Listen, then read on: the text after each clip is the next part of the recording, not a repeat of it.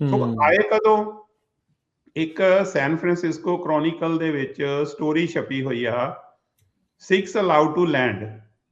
ਇਹਦੇ ਵਿੱਚ ਉਹਨਾਂ ਨੇ 4 ਸਿੱਖਾਂ ਦੇ ਨਾਂ ਲਏ ਹੋਏ ਨੇ। ਉਹਨਾਂ 'ਚ ਇੱਕ ਨਾਂ ਬਖਸ਼ੀਸ਼ ਸਿੰਘ, ਸੁਹਾਵਾ ਸਿੰਘ, ਬਰਿਆਮ ਸਿੰਘ, ਤੇ ਮੈਨੂੰ ਚੌਥੇ ਬੰਦੇ ਦਾ ਨਾਂ ਨਹੀਂ ਯਾਦ ਆਉਂਦਾ।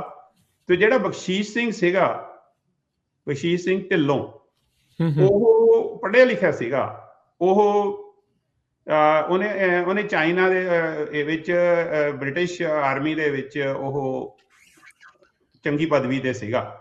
ਓਕੇ। ਉਹਦੀ ਜਿਹੜੀ ਬੇਟੀ ਸੀਗੀ, ਉਹਦਾ ਨਾਂ ਸੀ ਕਰਤਾਰ ਕੌਰ ਢਿੱਲੋਂ।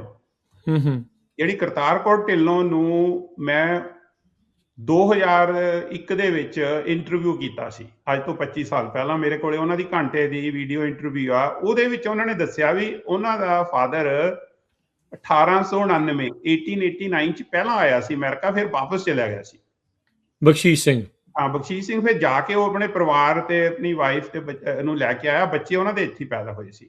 ਜਿਹੜੇ ਉਹਨਾਂ ਦੀ ਵਾਈਫ ਵੀ ਸੀ ਨਾ, ਉਹ ਵੀ ਬੜੀ ਇੱਕ ਪਰਮੰਨੀ ਹੋਈ ਕੂਕਾ ਫੈਮਿਲੀ ਨੂੰ ਬਿਲੋਂਗ ਕਰਦੀ ਸੀ, ਜਿਨ੍ਹਾਂ ਨੇ ਕਿ ਬਹੁਤ ਸ਼ਹੀਦੀਆਂ ਦਿੱਤੀਆਂ ਸੀ। ਉਦੋਂ ਅੰਗਰੇਜ਼ਾਂ ਨੇ ਕਾਫੀ ਕੂਕਿਆਂ ਨੂੰ ਸ਼ਹੀਦ ਕੀਤਾ ਸੀ, ਕਿਉਂਕਿ ਉਹ ਜੇ ਦੇਖਿਆ ਜਾਵੇ ਤਾਂ ਜਿਹੜੇ ਰਾਮ ਸਿੰਘ ਜੀ ਸੀਗੇ, ਉਹ ਬੜੇ ਉਹਨਾਂ ਨੂੰ ਪੰਜਾਬ ਦੇ ਵਿੱਚ ਕੂਕਿਆਂ ਨੇ ਇੱਕ ਮੂਵਮੈਂਟ ਚਲਾਈ ਸੀਗੀ ਆਜ਼ਾਦੀ ਦੀ। ਉਹ ਟੌਪਿਕ ਵੱਖਰਾ ਹੈਗਾ।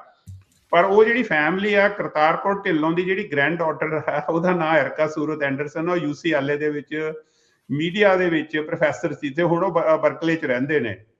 ਤੇ ਮੈਂ ਜਦੋਂ ਅਸੀਂ ਇਹ ਗੱਲ ਹੈਗੀ 1900 ਮੇਰੇ ਖਿਆਲ 99 ਦੀ, ਇੱਕ ਮੂਵੀ ਬਣੀ ਸੀ ਦ ਟਰਬਨਸ। ਉਹ ਟਰਬਨਸ ਜਿਹੜੀ ਮੂਵੀ ਸੀ, ਉਹ ਸਿੱਖ ਫਾਊਂਡੇਸ਼ਨ, ਜਿੱਥੇ ਡਾਕਟਰ ਕਪਾਨੀ ਜਿਹੜੀ ਫਾਊਂਡੇਸ਼ਨ ਨੂੰ ਚਲਾਉਂਦੇ ਸੀ, ਉਹਨਾਂ ਦੀ 25ਵੀਂ ਵਰ੍ਹੇਗੰਢ ਤੇ ਉਹ ਮੂਵੀ ਦਿਖਾਈ ਗਈ ਸੀ।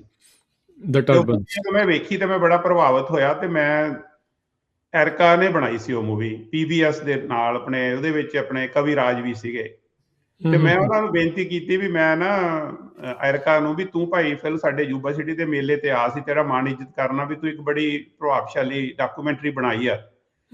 ਐਰਕਾ ਮੈਨੂੰ ਕਹਿੰਦੀ ਵੀ ਮੇਰੀ ਬਜਾਏ ਨਾ ਤੂੰ ਮੇਰੀ ਗ੍ਰੈਂਡ ਮਦਰ ਨਾਲ ਗੱਲ ਕਰ। ਉਹਨਾਂ ਨੇ ਮੈਨੂੰ ਨੰਬਰ ਦਿੱਤਾ ਕਰਤਾਰ ਕੌਰ ਢਿੱਲੋਂ ਦਾ। ਤੇ ਕਰਤਾਰ ਕੌਰ ਢਿੱਲੋਂ ਆਲਮੋਸਟ 80s ਦੇ ਵਿੱਚ ਸੀਗੇ। ਠੀਕ ਹੈ। ਤੇ ਉਹ ਯੂਬਾ ਸਿਟੀ ਆਏ ਤੇ ਮੇਲੇ ਤੇ ਬੋਲੇ ਵੀ।